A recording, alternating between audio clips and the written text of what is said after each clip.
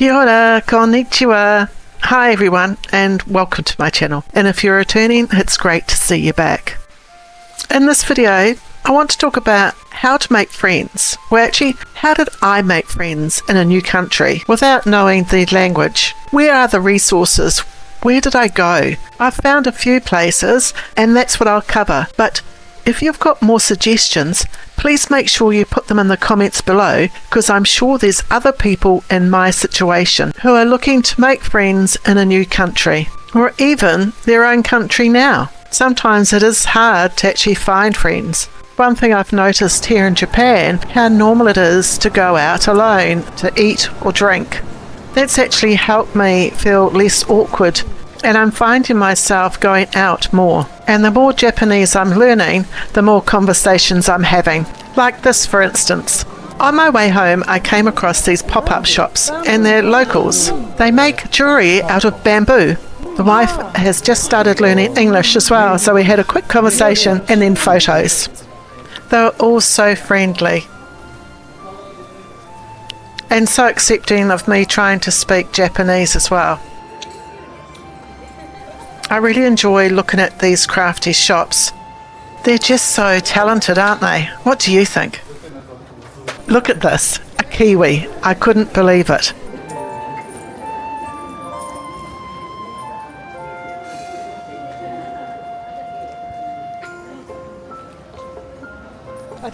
But let's get back on to how to make friends.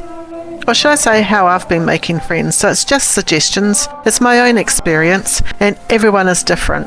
I'm not a government department where everyone is put into cubicles. We're all so different.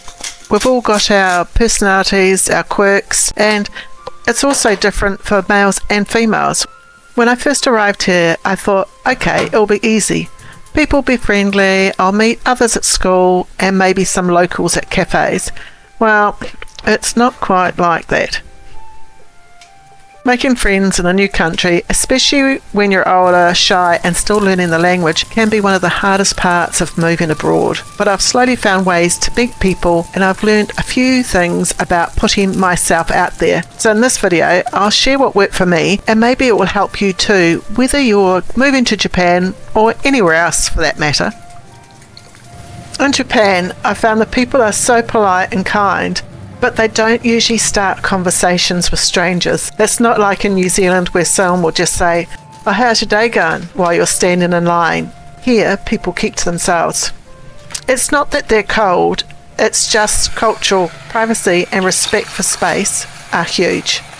At first, I thought maybe it was me, maybe my Japanese wasn't good enough, or I looked too nervous. But after talking to other foreigners, I realised everyone goes through this.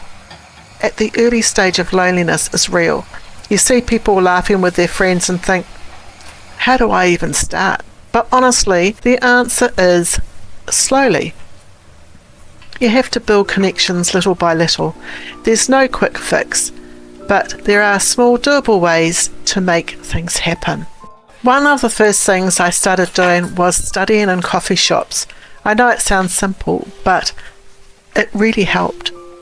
I'd bring my Minna Nihongo book, my highlighters, and I'd sit down with a nice cappuccino. Usually I just focus on my work, but every now and then someone would glance over and notice. Sometimes a person next to me would ask in English, "Are you studying Japanese?" Or, "That's a hard book." And that's how conversations began. I'd tell them I've just moved to Japan, and sometimes I'd say they'd study in English, so it turned out into a nice little exchange. Many Japanese people I've met actually want to speak English, but they're too shy. So when they see a foreigner studying Japanese, it feels safe for them to start a chat. Whenever it happens, I always introduce myself properly, like, "Hajimemashite, watashi wa Pennie desu. New Zealand o karakimashita. Nihongo no gakusei desu. Dozo yoroshiku onegai shimasu." I couldn't say that 6 months ago, so I'm getting there. But what I was saying was, "It's nice to meet you. I'm Pennie from New Zealand, and I'm a Japanese student here." Even if they've already spoken to me in English, I like to start with something formal. It shows respect, and you can always see their faces light up when you try. When I first started to try and say my introduction, I was pretty bad. And some of them corrected me as I went, which was really, really kind. Some of those random coffee shop chats have turned into a real friendship. A few have helped me with my homework, and I've helped them with their English pronunciation. And honestly, studying in cafes made me feel less alone because you're surrounded by life, the smell of coffee, which I love, the quiet chatter of people, and people coming and going. Even if you don't talk to anyone, I find it quite comforting.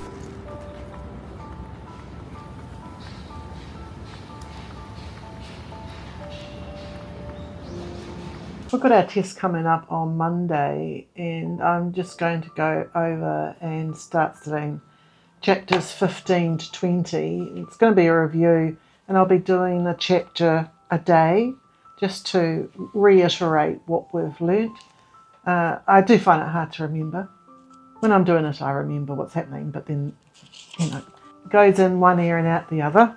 But we have covered things like the nai form, the ta form, the dictionary form, and the polite form. So it's changing from the polite form to the dictionary form, and also a few kind of vocabulary sayings like nakereba narimasen and nakutemo ii desu and mo ii desu ka.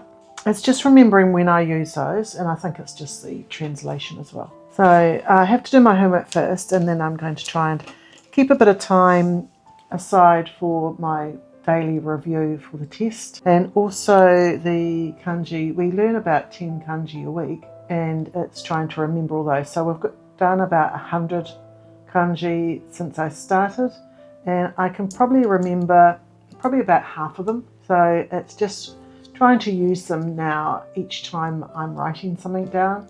Well, I do forget sometimes, but I feel like I'm getting better. So I think the easiest thing to do on my homework is putting my name down.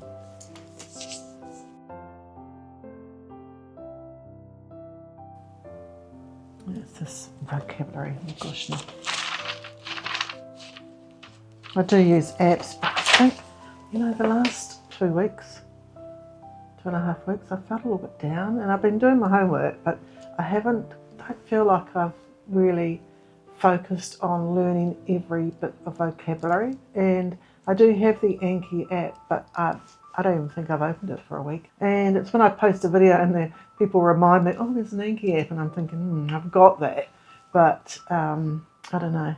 I think sometimes you get a bit low about there's so much to learn, but I think I just have to really just buckle down and not really stress about it, because I think the stress is taking my energy out as well. Also, part of the test we do have kind of a speaking part, and I was trying to get some stuff prepared, and I feel that we did quite a bit on like what's our hobbies as well. So I'm just reminding myself of what my hobbies are and putting a few sentences together, because we did about connecting sentences as well. And I'm feeling kind of confident with that. But I think I do suffer from a little bit of anxiety and worry about tests, which I didn't realise I did until sitting down on the test and looking at the piece of paper and thinking, like, what's it actually saying?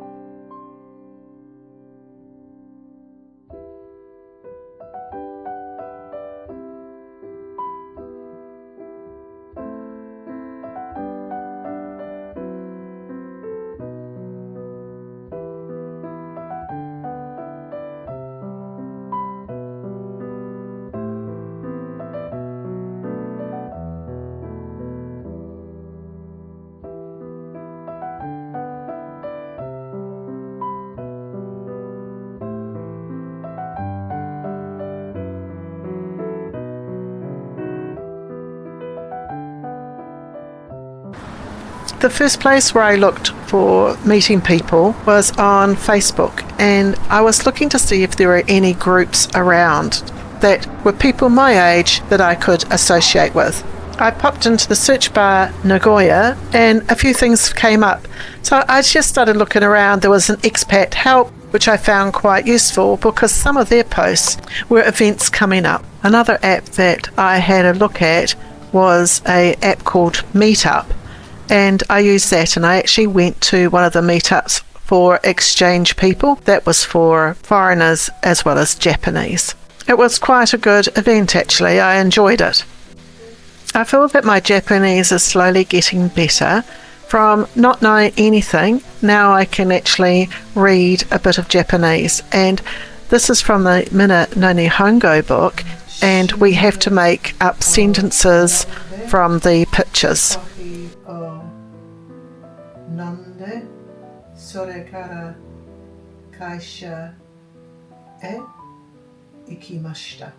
I'm still not very good, but you know, baby steps. I'm taking baby steps, and that's all I can do. I started my journey in April this year, so I've been studying for around 6 months. So each Monday to Friday we have classes for 4 hours a day, and then the homework usually takes between 2 to 4 hours. It depends on how much homework we get. And then I think we're expected to do another 2 to 3 hours of study. So I think that realistically, if my homework is around 3 hours, then I only study for another hour. A YouTuber that I listen to quite a lot is Takashi, and he explains the Minna no Nihongo books really well, and I joined his Patreon group. I usually listen to him on the way to school and when I walk home as well.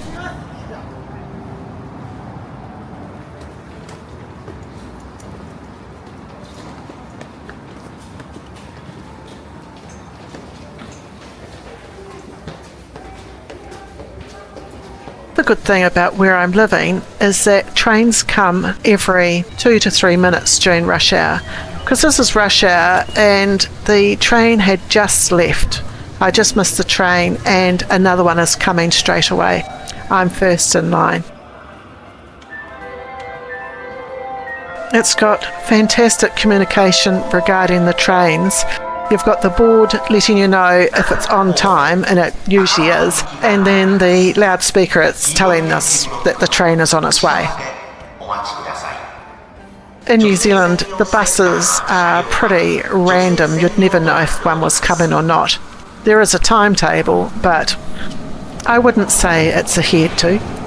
My travelling time to school is around 15 minutes from door to door, which is really good. The train only takes 3 minutes to get to Nagoya, which is really good. And I walk home after school. I should actually walk to school as well, but I usually leave a bit late. When I change to afternoon shift, then I'll walk to school. We change every 5 to 6 weeks from mornings to the afternoon and vice versa. I did realise that there was quite a lot of community groups around Nagoya, and so you just have to look. I joined a lovely ladies' cultural group that meets up for different events each month. They do things from art workshops, cultural tours, hiking. So it was really, really good. But because I'm studying full time, I can't always make it. I have been attending their ikebana and calligraphy classes, and they're held once a month on Saturdays. Honestly, they're such a highlight for me. If you've seen some of my earlier videos, you might remember when I tried ikebana for the first time. I was so nervous about getting it wrong, but the teacher was so supportive. That's the thing about these groups. You don't have to be perfect at Japanese. You just have to show up, smile, and do your best. I really recommend finding a local hobby group or community class. It doesn't matter if it's ikebana, pottery, dance, or even volunteering. It's a natural way to meet people who share interests, and there's always somebody wanting a friend. I think that's where real friendship starts, when you're doing something side by side and not just trying to make small talk. Another big step for me was finding a language exchange place where I felt comfortable in, and I found a great place. It's called SecondHome, and it's in Fushimi. They run different events from Wednesday to Sunday every week. and each day has its own theme. I go on Wednesdays, and that's the International Midweek Mixer. They make you feel so welcome. You can go by yourself, and by the end of the evening, you've got a bunch of friends. The first time I went, I was greeted by Adam, and he's one of the owners, and he just made me feel so at home and introduced me to a lot of people. We sat in a group and we all spoke, and it was a mixture of international people and also Japanese. So if you're coming to Nagoya on holiday or coming to study here or work, pop in. I'm there usually on a Wednesday. Come and say hello. I wanted to end with a bit of honest reflection, because I know a lot of you watching might be thinking about moving abroad, or maybe you've already moved and you're struggling to meet people. And here's the truth, it's hard. There are days where you feel invincible, days where you sit alone in a restaurant and everyone else seems to have friends, and you think, why is it so difficult? Am I doing something wrong? But you're not. You're just living through the same awkward stage that everyone experiences when they first start over. Friendships take time, and you can't rush it, especially across languages and cultures. But if you keep showing up to class, to events, to small gatherings, things slowly start to shift. I'm naturally quite shy and not overly confident, but I've learned that people are kinder than I give them credit for. Sometimes they even need a little nudge, a smile, a simple hello, or even showing that you're trying to speak their language. Even if it's just one small chat, one friendly nod, it's still a connection. So my advice is to put yourself out there, even if it feels uncomfortable. Go alone to that event, sit in that cafe, join a group. You might not meet your best friend straight away, but you'll meet someone, and that's how it starts.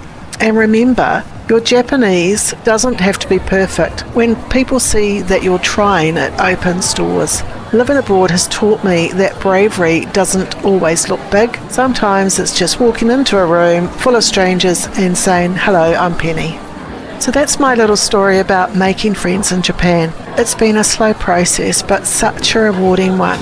If you're watching this and you've moved to a new country or even a new city, I'd love to hear how you've made friends. Leave a comment below and share your experience, because we can all learn from each other.